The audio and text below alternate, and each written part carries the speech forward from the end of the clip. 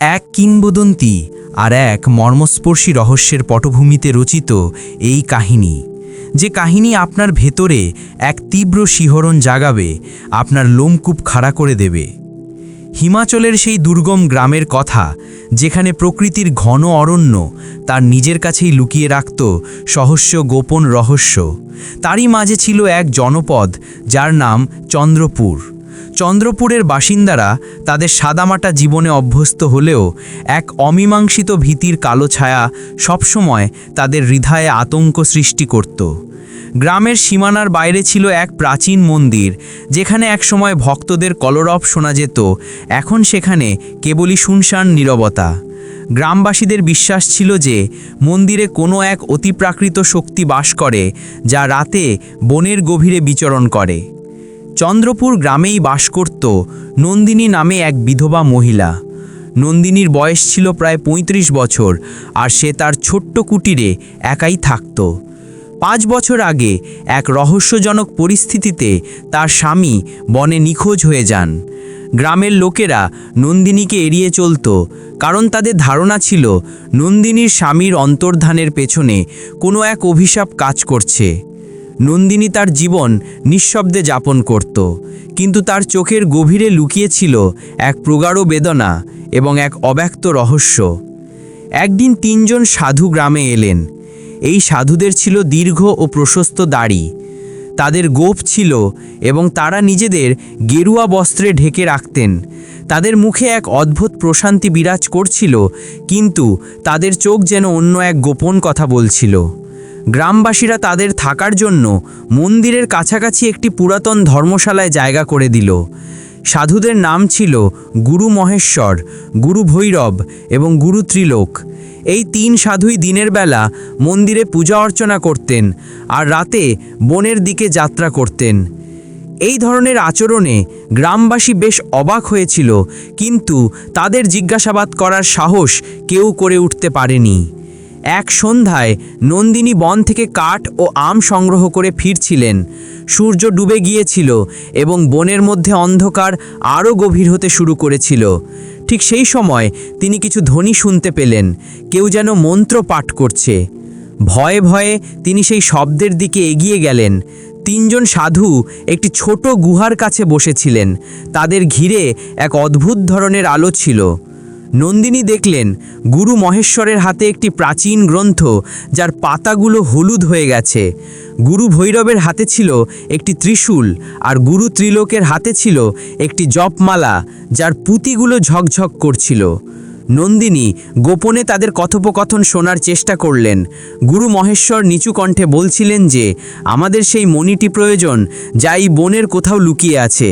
তিনি লুকিয়ে আছেন, তাকে ছাড়া আমাদের উদ্দেশ্য অসম্পূর্ণ থেকে যাবে।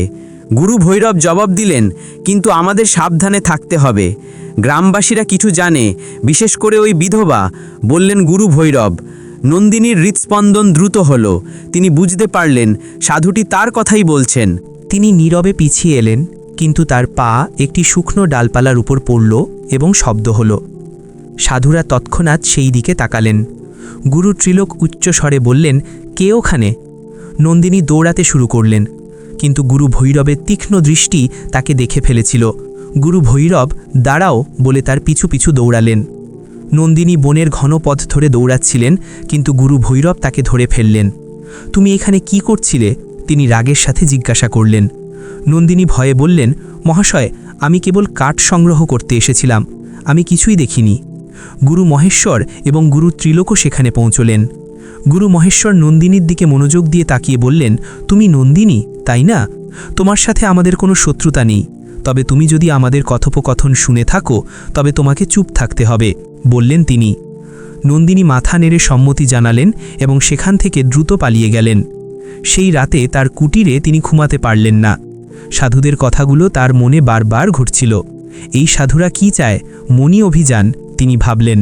পরের দিন নন্দিনী স্থির করলেন যে তিনি সাধুদের উপর সতর্ক নজর রাখবেন। তিনি জানতে চাইলেন তারা কি গোপন করছেন। তিনি তার স্বামীর নিখোঁজ হওয়ার ঘটনাটিকেও এই রহস্যের সঙ্গে যুক্ত করলেন। হয়তো সাধুদের উদ্দেশ্য এবং তার স্বামীর অন্তর্ধান একে অপরের সাথে সম্পর্কিত ছিল। দুপুরে তিনি গোপনে মন্দিরের কাছে গেলেন। তিনি মন্দিরে প্রবেশ করলেন যেখানে সাধুরা ছিলেন না। তিনি মন্দিরের পেছনে একটি পুরাতন কুঁয়ো দেখলেন যা শুকিয়ে গিয়েছিল। কুঁয়োর আশেপাশে কিছু অদ্ভুত চিহ্ন ছিল, যেন কেউ সেখানে খনন করেছে। নন্দিনী চিহ্নগুলি সাবধানে পর্যবেক্ষণ করলেন এবং তারপর তিনি একটি ছোট মাদুলি দেখতে পেলেন, যার ওপর সংস্কৃতে কিছু লেখা ছিল। তিনি মাদুলিটি তার শাড়িতে লুকিয়ে বাড়ি ফিরে এলেন। রাতে নন্দিনী মাদুলিটি যত্ন সহকারে দেখলেন। তাতে লেখা ছিল, যত্র রত্নং তত্র শক্তিহি। এর অর্থ, যেখানে রত্ন সেখানেই ক্ষমতা। নন্দিনীর সন্দেহ আরও দৃঢ় হল। তিনি ভাবলেন যে এই রত্নটি সেই যার কথা সাধুরা বলছিলেন। কিন্তু এই রত্নটি কি ছিল এবং বনের মধ্যে কোথায় লুকানো ছিল? ইতিমধ্যে সাধুরা নন্দিনীকে সন্দেহ করতে শুরু করলেন। গুরু ভৈরব বললেন, আরে, আমাদের সেই মহিলার ওপর নজর রাখতে হবে, সে কিছু জানে। গুরু ত্রিলোক পরামর্শ দিলেন যে আমাদের তাকে আমাদের পক্ষে আনতে হবে। সে যদি আমাদের বিরুদ্ধে যায় তবে আমাদের অভিযান বিপন্ন হতে পারে, বললেন তিনি। পরের দিন নন্দিনী আবার বনে যাওয়ার সিদ্ধান্ত নিলেন। তিনি সেই গুহার কাছে পৌঁছলেন যেখানে তিনি সাধুদের দেখেছিলেন। গুহার ভেতরে একটি সরু সুড়ঙ্গ ছিল যা নিচের দিকে চলে গিয়েছিল। নন্দিনী সাহস করে একটি মশাল জ্বালালেন। সুড়ঙ্গের শেষ প্রান্তে তিনি নিচে নামলেন। গুহার মধ্যে একটি বড় কক্ষ ছিল যার দেওয়ালে প্রাচীন চিত্রকর্ম আঁকা ছিল। চিত্রকর্মগুলিতে একটি বিশাল রত্ন দেখানো হয়েছিল যা একটি শিবলিঙ্গের পাশে রাখা হয়েছিল। নন্দিনী বুঝলেন যে এই রত্নটি মন্দিরের সাথে সম্পর্কিত। কিন্তু ঠিক তখনই তিনি পেছন থেকে পায়ের শব্দ শুনতে পেলেন। তিনি ভয় পেয়ে একটি পাথরের আড়ালে আত্মগোপন করলেন। গুরু মহেশ্বর এবং গুরু ত্রিলোক গুহায় প্রবেশ করলেন। গুরু মহেশ্বর বললেন যে আমাদের তাড়াতাড়ি করতে হবে। পূর্ণিমার রাতে রত্নটির ক্ষমতা তার চরমে পৌঁছবে। নন্দিনী শুনলেন যে সাধুরা পূর্ণিমার রাতে মন্দিরে কোনো বিশেষ আচার পালন করতে চলেছেন। তিনি গোপনে গুহা থেকে বেরিয়ে গ্রামে ফিরে এলেন। তিনি স্থির করলেন যে তিনি গ্রামবাসীদের সত্য বলবেন, কিন্তু তিনি ভয় পাচ্ছিলেন যে কেউ তাকে বিশ্বাস করবে না। পূর্ণিমার রাত এলো। বন এবং মন্দির চাঁদের আলোয় ঝলমল করছিল। নন্দিনী গ্রামের কিছু বিশ্বস্ত ব্যক্তিকে সাধুদের পরিকল্পনার কথা জানালেন, কিন্তু কেবল একজন বৃদ্ধ জ্যোতিষী পণ্ডিত শঙ্কর তাকে বিশ্বাস করতে রাজি হলেন। পণ্ডিত শঙ্কর বললেন যে এই রত্নটি সাধারণ রত্ন নয়, এটি কালীর রত্ন, যা সীমাহীন শক্তির উৎস। যদি এটি ভুল হাতে পড়ে তবে সর্বনাশ নিশ্চিত, বললেন তিনি। নন্দিনী এবং পণ্ডিত শঙ্কর মন্দিরের দিকে যাত্রা করলেন।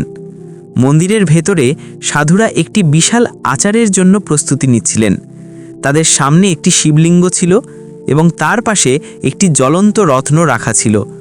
নন্দিনী দেখলেন যে গুরু ভৈরবের হাতে সেই ত্রিশূলটিই আছে যা তিনি গুহায় দেখেছিলেন।